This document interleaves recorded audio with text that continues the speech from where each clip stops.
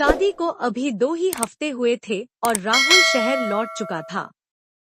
सरकारी नौकरी थी उसकी, छुट्टियां सीमित थी। मैं नवविवाहिता प्रियंका पहली बार गांव में ससुराल के माहौल को महसूस कर रही थी।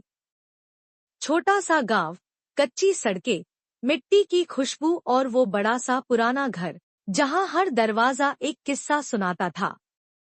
घर में अब सिर्फ 3 लोग थे, मैं, मेरी सासू माँ और मेरे ससुर जी।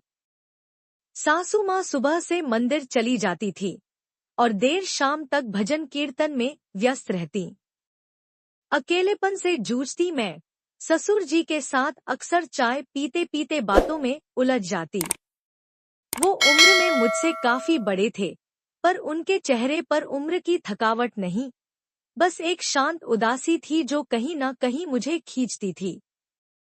उनकी आंखों में अनुभव था, पर कहीं बहुत गहरी तन्हाई भी छिपी हुई थी।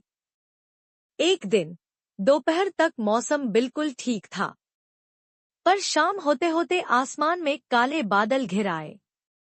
आंधी की दस्तक थी और बिजली का जाना तय। जैसे ही रात गहराई, बिजली चली गई और पूरा घर अंधेरे में डूब गया। मैं अपने कमरे में थी, जब बाहर दरवाजे पर धीमी सी दस्तक हुई। बहू, डरना मत, मैं हूँ। ये ससुर जी की आवाज थी। मैंने हल्के कांपते हाथों से दरवाजा खोला। वो लालटेन लिए खड़े थे। बिजली गई है और तुम्हारे कमरे में अंधेरा है। ये रख लो, उन्होंने कहा और धीरे से कमरे में आ गए। धन्यवाद पापा जी। बहुत डर लग रहा था, मैंने कहा और कुर्सी की तरफ इशारा किया। आप चाहे तो बैठ जाइए। बाहर तो तूफान जैसा माहौल है। उन्होंने मुस्कुराते हुए कुर्सी खींची और बैठ गए। लालटेन की रोशनी में उनका चेहरा कुछ अलग ही लग रहा था, गंभीर पर आत्मीय। हम दोनों खामोश बैठे थे। बाहर हवा की तेज आवाज और खिड़कियों की थरथराहट कमरे में सन्नाटा घोल रही थी। तुम्हें डर लगता है अंधेरे से? उन्होंने पूछा। डर तो लगता है, पर अब आप पास हैं, तो थोड़ा कम लग रहा है, मैंने सच कहा। उन्होंने गहरी सांस ली और कहा, बहुत समझदार हो तुम। राहुल की पसंद हो, इसलिए अच्छा तो होना ही था। मैं मुस्कुरा दी। फिर कुछ देर बाद उन्होंने एक सवाल किया जो सीधा दिल में उतर गया। तुम्हें कभी अकेलापन महसूस होता है, प्रियंका? मैं चौंक गई। उनका लहजा कुछ बदला हुआ सा था। कभी कभी, पर आप लोग हैं ना, मैंने जवाब दिया। उन्होंने मेरी आंखों में देखा, बहुत देर तक। उनकी निगाहों में अब अपनापन नहीं, कुछ और था, शायद वो भाव जो इंसान अक्सर छुपा कर रखता है। मैं भी बहुत अकेला हो गया हूँ, बहू, उन्होंने धीमे से कहा।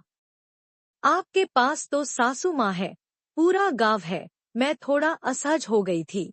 हाँ, पर कई बार साथ होकर भी इंसान अकेला होता है। मैं कुछ नहीं कह सकी। सच तो ये था कि मेरी भी दुनिया पलट गई थी। राहुल दूर था, मेरा मन भटकता था, और ये ससुर, जो अब सिर्फ ससुर नहीं लग रहे। मैंने खिड़की से बाहर देखा, सारी बत्तियां बुझी थी, सिर्फ हवा की आवाज और कमरे में। तभी उन्होंने धीरे से कहा, अगर मैं कुछ कहूँ तो बुरा तो नहीं लगेगा? मैंने बिना बोले सिर हिलाया। तुमसे बात करके अच्छा लगता है। बहुत दिनों बाद किसी ने इतनी आत्मीयता से बात की है। आप भी बहुत अच्छे हैं, पापा जी, मैंने कहा। वो थोड़ा पास आ गए। अब हमारी सांसें सुनाई देने लगी। क्या कभी तुम्हें ऐसा नहीं लगता कि रिश्तों की परिभाषाएं दिल की आवाज से बड़ी नहीं होनी चाहिए? मैंने कोई जवाब नहीं दिया। दिल तेज धड़क रहा था। न जाने वो क्या कहने जा रहे थे। आज अगर मैं कहूँ कि इस अंधेरे में तुम्हारा साथ मुझे वो सुकून दे रहा है,